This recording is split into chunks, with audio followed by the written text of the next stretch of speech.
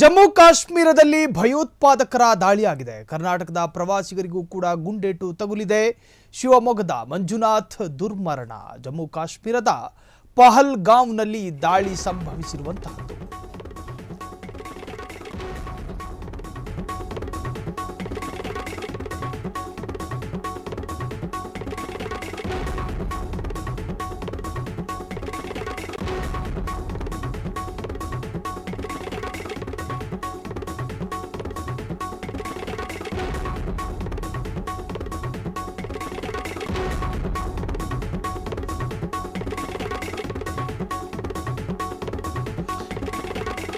ಭಾರತದ ತುದಿ ಆಪಲ್ ನಗರದಲ್ಲಿ ಟೆರರಿಸ್ಟ್ ಅಟ್ಯಾಕ್ ಆಗಿದೆ. ಉಗ್ರರ ದಾಳಿಗೆ 6 ಪ್ರವಾಸಿಗರ ದಾರುಣ ಸಾವು, 8 ಮಂದಿ ಪ್ರವಾಸಿಗರು ಗಂಭೀರ ಗಾಯಗೊಂಡಿದ್ದಾರೆ.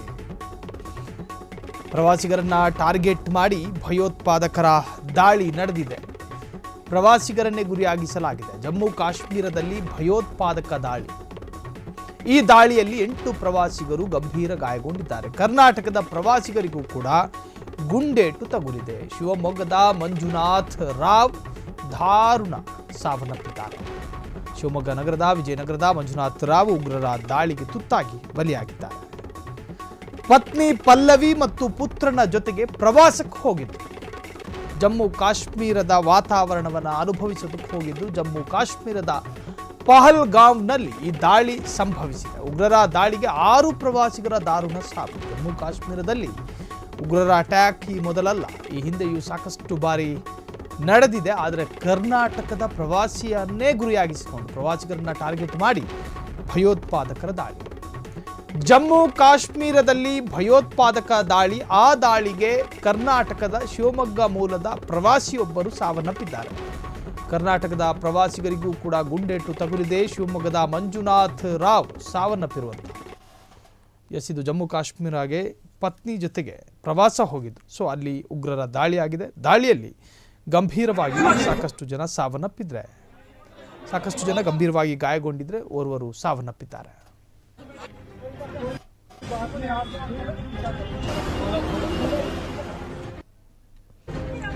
ಇದು ಜಮ್ಮು ಕಾಶ್ಮೀರದಲ್ಲಿ ಉಗ್ರರ ಅಟ್ಯಾಕ್ ಸಂಭವಿಸಿರುವಂತಹದ್ದು. ಈ ಬಾರಿ ಕರ್ನಾಟಕದಿಂದ ಸಾಕಷ್ಟು ಜನ ಪ್ರವಾಸಿಗರು ಆಪಲ್ ನಗರವನ್ನು ನೋಡೋದಕ್ಕೆ ಹೋಗಿದ್ರು. ಸೊ ಅಲ್ಲಿ ಒಂದು ಪ್ರದೇಶದಲ್ಲಿ ಅದು ಕೂಡ ಪ್ರವಾಸಿಗರನ್ನೇ ಗುರಿಯಾಗಿಸಿಕೊಂಡು ಭಯೋತ್ಪಾದಕರು ಅಟ್ಯಾಕ್ ಮಾಡಿದ್ದಾರೆ. ಆ ದಾಳಿಗೆ ಶಿವಮೊಗ್ಗ ಮೂಲದ ಮಂಜುನಾಥ್ ರಾವ್ ಪತ್ನಿ ಮಕ್ಕಳ ಜೊತೆ ಪ್ರವಾಸಕ್ಕೆ ಹೋಗಿದ್ರು. ಪಾಪ ಉಗ್ರರ ಈ ಅಟ್ಟಹಾಸಕ್ಕೆ ಬಲಿಯಾಗಿದ್ದಾರೆ. ಉಗ್ರರು ಪ್ರವಾಸಿಗರನ್ನೇ ಗುರಿಯಾಗಿಸಿ ಜಮ್ಮು ಕಾಶ್ಮೀರದ ಸರ್ಕಾರವನ್ನೇ ನಡುಗಿಸುವಂತಹ ಪ್ರಯತ್ನನೋ ಅಥವಾ ಅವರ ಉದ್ದೇಶ ಬೇರೆ ಏನಾದರೂ ಇತ್ತೋ ಗೊತ್ತಿಲ್ಲ. ತನಿಖೆ ನಂತರ ಹೊರಬರಬೇಕು. ಆದರೆ ಉಗ್ರರ ಅಟ್ಟಹಾಸಕ್ಕೆ ಕರ್ನಾಟಕದವರು ಕೂಡ ಬಲಿಯಾಗಿರುವಂತಹದ್ದು.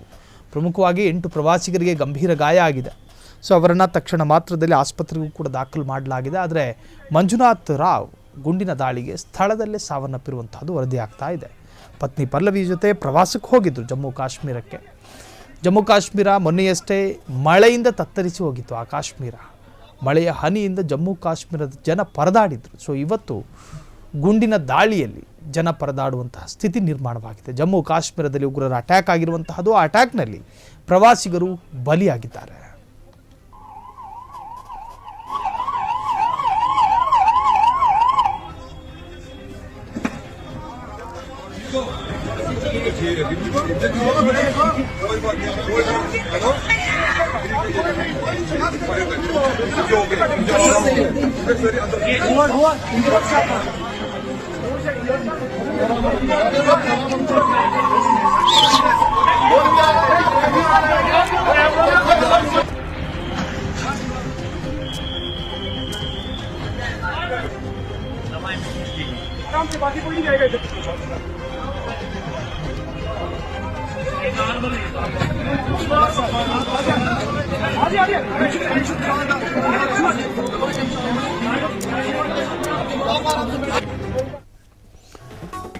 ಸೌದಿ ಅರೇಬಿಯಾ ಪ್ರವಾಸದಲ್ಲಿರುವಂತಹ ಪ್ರಧಾನಿ ನರೇಂದ್ರ ಮೋದಿ ಕೇಂದ್ರ ಗೃಹ ಸಚಿವ ಅಮಿತ್ ಶಾಗೆ ದೂರವಾಣಿ ಕರೆ. ಭಯೋತ್ಪಾದಕ ದಾಳಿ ಬಗ್ಗೆ ಮಾಹಿತಿ ಪಡೆದ ಪ್ರಧಾನಿ ನರೇಂದ್ರ ಮೋದಿ ಜಮ್ಮು ಕಾಶ್ಮೀರಕ್ಕೆ ಭೇಟಿ ನೀಡುವಂತೆ ಅಮಿತ್ ಶಾ ಕೇಂದ್ರ ಗೃಹ ಸಚಿವರಿಗೆ ಸೂಚನೆಯನ್ನು ಕೊಡಲಾಗಿದೆ.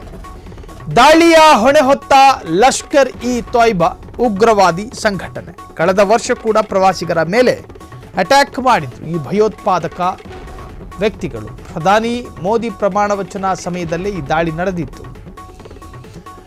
ಸೌದಿ ಅರೇಬಿಯಾದ ಪ್ರವಾಸದಲ್ಲಿರುವಂತಹ ಪ್ರಧಾನಿ ನರೇಂದ್ರ ಮೋದಿ ಕೇಂದ್ರ ಗೃಹ ಸಚಿವ ಅಮಿತ್ ಶಾಗೆ ದೂರವಾಣಿ ಕರೆಯನ್ನ ಮಾಡಿ ಅಲ್ಲಿನ ಆಗು ಹೋಗು ಮತ್ತು ಆದಂತಹ ಅನಾಹುತದ ಬಗ್ಗೆ ಮಾಹಿತಿ ಕಲೆ ಹಾಕಿದ್ದಾರೆ. ಸೊ ಕಳೆದ ಬಾರಿಯೂ ಕೂಡ ಲಷ್ಕರ್ ಎ ತೊಯ್ಬಾನೆ ಈ ತರಹದ್ದೊಂದು ದಾಳಿಯ ಹೊಣೆಯನ್ನು ಹೊತ್ತಿದ್ರು. ಅದು ಕೂಡ ಪ್ರಧಾನಮಂತ್ರಿ ಹುದ್ದೆಗೆ ಪ್ರಮಾಣ ವಚನ ಸ್ವೀಕರಿಸುವಂತಹ ಸಂದರ್ಭದಲ್ಲಿ ಸೊ ಈ ಒಂದು ದಾಳಿ ನಡೆದಿತ್ತು. ಈ ಬಾರಿಯೂ ಕೂಡ ಆ ಸಂದರ್ಭದಲ್ಲೂ ಕೂಡ ಒಂದಷ್ಟು ಟೂರಿಸ್ಟರ್ಗಳ ಮೇಲೆಯೇ ಪ್ರವಾಸಿಗರ ಮೇಲೆಯೇ ಕೂಡ ಅಟ್ಯಾಕ್ ಆಗಿತ್ತು. ಈ ಬಾರಿಯೂ ಅದೇ ತರಹ ಪುನರಾವರ್ತನೆ ಆಗಿದೆ.